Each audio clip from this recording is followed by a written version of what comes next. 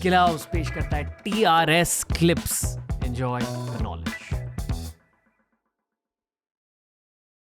मैं 1 मिनट के अंदर कोशिश करूंगा कि उनकी पूरी स्टोरी समझाए।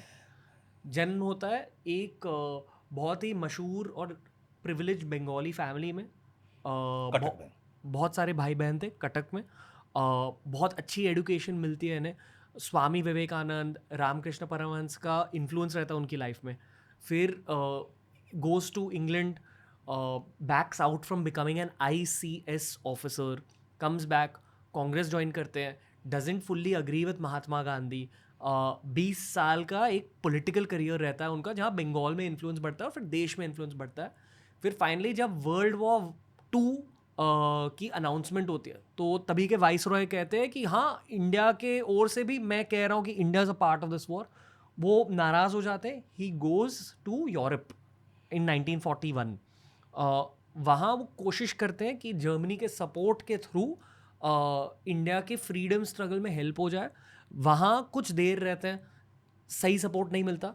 फिर 2 सबमरीन जर्नीज के थ्रू एशिया पहुँचते हैं। एक सबमरीन जर्नी, हाँ, 2 सबमरीन, जर्मन एंड जापानीज। हाँ, ओके। एशिया पहुंचने के बाद सपोर्ट मिलता है उन्हें जापान गवर्नमेंट के थ्रू।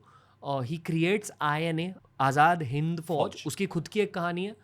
और सरकार भी, आज़ाद हिंद सरकार भी announces freedom of India once. I think they take over Andaman and Nicobar. He announces, हाँ, 21 अक्टूबर 1943, अंडमान पहुंचने से पहले। ओके। और फिर नॉर्थ ईस्ट ऑफ इंडिया में they enter in Imphal and Kohima. Unfortunately वहाँ ओवर पावर होते हैं ब्रिटिश ट्रूप्स की वजह से, एट विच पॉइंट वो वापस एशिया चले जाते हैं। और फिर एक प्लेन क्रैश में अपेरेंटली उनकी डेथ हो जाती सरकारी हिसाब से। है। और फिर उसके बाद गुमनामी बाबा का चैप्टर खुलता है। आई एम सो सॉरी कि इतनी गहरी हिस्ट्री मैंने झट से समझाई है। नहीं, अच्छा किया, इसलिए कि हमें स्कूल में भी यही पढ़ाया जाता है, इतना भी नहीं पढ़ाया जाता है, इतना भी नहीं। इतना भी नहीं पढ़ाया जाता है, क्योंकि इसके अंदर जो ह्यूमन स्टोरी है, जो इंसान थे, जैसे आपने बोला कि 20 साल की पॉलिटिकल कैरियर, 20 साल की पॉलिटिकल कैरियर में 6 साल एग्जाइल में रहे हैं। In Austria first 3 years in Mandalay jail in Burma, he was imprisoned, तो वो तो जेल में थे। Second time in Europe, where he was not in jail but he was not allowed to return. तो ये 6 साल तो देश के बाहर रहे, फिर देश से निकल गए, चले गए, कि उनको लगा कि मुझे इस देश में रह के मैं कुछ कर नहीं पाऊंगा, तो मुझे बाहर जाना चाहिए। जी जी जी।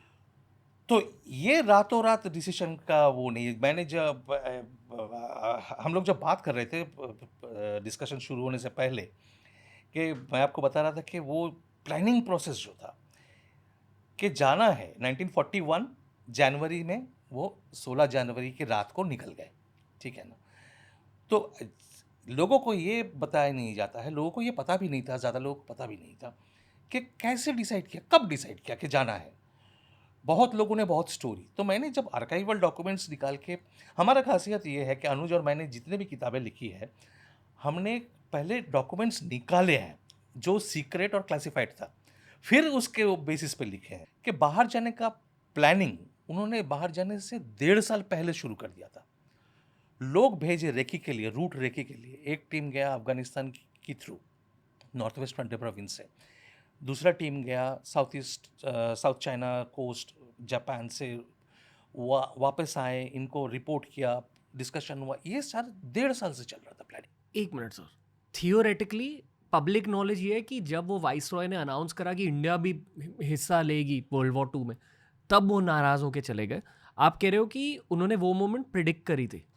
जब वाइसरॉय ने अनाउंस किया कि भारत वॉर का पार्ट है, India is participating in the war, तब तो पॉलिटिकल बैटल चल रहा था उनके साथ, कि कांग्रेस भी बोल रहे हैं कि we don't agree with you, पहले अपना वॉर एम्स बताइए।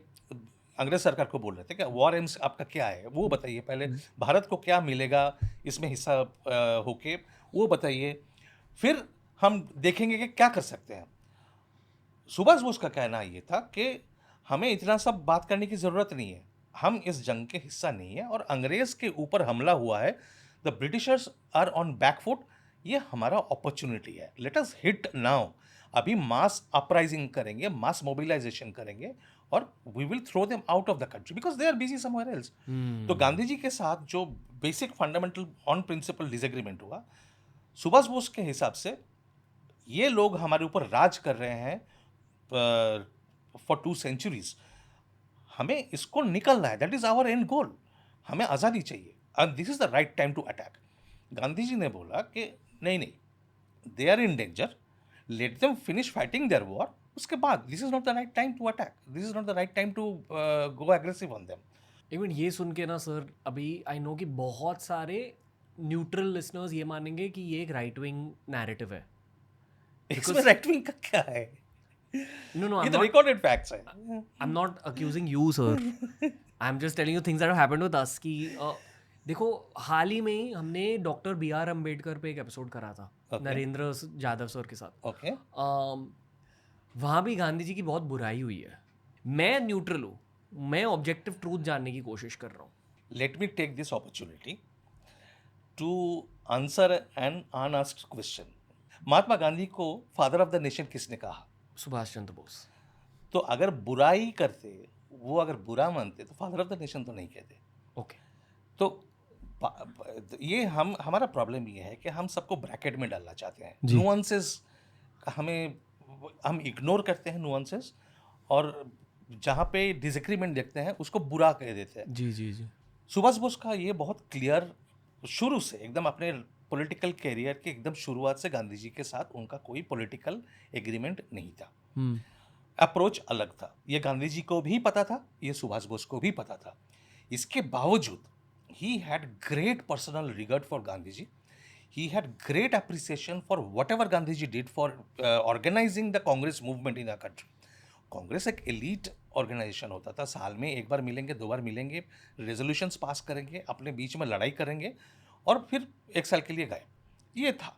गांधी जी ने आके इस पॉलिटिक्स को, कांग्रेस पॉलिटिक्स को आम लोगों के बीच ले गए और आम लोगों को कांग्रेस के बीच ले आए। कांग्रेस को पूरे देश भर में प्रोविंस वाइज ऑर्गेनाइज किया, डिस्ट्रिक्ट लेवल तक ऑर्गेनाइज किया, कांग्रेस का कॉन्स्टिट्यूशन बनाया एंड एकदम फ्रंट से लीड किया। ये जो कंट्रीब्यूशन था गांधी जी का, बिना इसके कांग्रेस मूवमेंट आगे नहीं बढ़ पाता। तो सुभाष बोस हमेशा से इसका बहुत आभारी रहे हैं, हर जगह पे बोले हैं। That's why he called him father of the nation, कि आपने तो पूरा ऑर्गेनाइज मूवमेंट को आपने एक शेप दिया है, एक स्ट्रक्चर दिया है। बट देन अप्रोच हमेशा तब भी डिफरेंट था, बाद में भी डिफरेंट था। उन्होंने ये कहा कि गांधी जी का जो एक्टिव रोल था कांग्रेस को आगे ले जाने को, फ्रीडम स्ट्रगल को आगे ले जाने के लिए, that was over by the early 1930s। He said कि गांधी जी के प्रति उन्होंने, और सरदार वल्लभ भाई पटेल के जो बड़े भाई थे, सरदार विठल भाई पटेल और सुभाष बोस ने एक जॉइंट स्टेटमेंट निकाला वियना से, criticising in very strong terms Gandhi ji's role at that point of time, कि सिविल डिसोबीडियंस मूवमेंट को पीछे ले गए, विदड्रॉ कर लिया, that was a blow to the national movement.